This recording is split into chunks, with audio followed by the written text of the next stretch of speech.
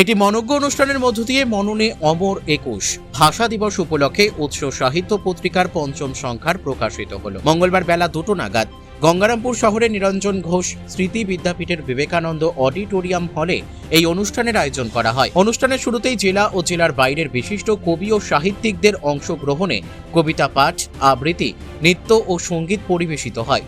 সাংস্কৃতিক পরিবেশনায় ভরপুর এই আয়োজনে উপস্থিত দর্শক শ্রোতাদের মধ্যে উৎসাহ ছিল চোখে পড়ার মতো। এদিনের অনুষ্ঠানের উদ্বোধন করেন নিরঞ্জন ঘোষ স্মৃতি বিদ্যাপীঠের প্রধান শিক্ষক জ্যোতির্ময় রায়। এছাড়াও উপস্থিত ছিলেন উৎস সাহিত্য পত্রিকার সম্পাদক ডক্টর গুরুদাস বিশ্বাস, সভাপতি ডক্টর অপূর্বলাল মজুমদার, সহ সভাপতি যাদবচন্দ্র রায়, পঞ্চম সংখ্যার প্রকাশক তথা পত্রিকার সহ সম্পাদক পঙ্কজ সরকার এবং পত্রিকার অন্যতম কর্মকর্তা অনিল সরকার সহ অন্যান্য বিশিষ্ট ব্যক্তিত্বরা। পত্রিকার পঞ্চম সংখ্যা প্রকাশের মাধ্যমে ভাষা দিবসের গুরুত্ব ও বাংলা ভাষার প্রতি শ্রদ্ধা নিবেদন করা হয়। আয়োজকদের পক্ষ থেকে জানানো হয়, এই পত্রিকার মাধ্যমে নবীন ও প্রবীণ লেখকদের সৃষ্টিশীলতা তুলে ধরার একটি গুরুত্বপূর্ণ মঞ্চ তৈরি হয়েছে।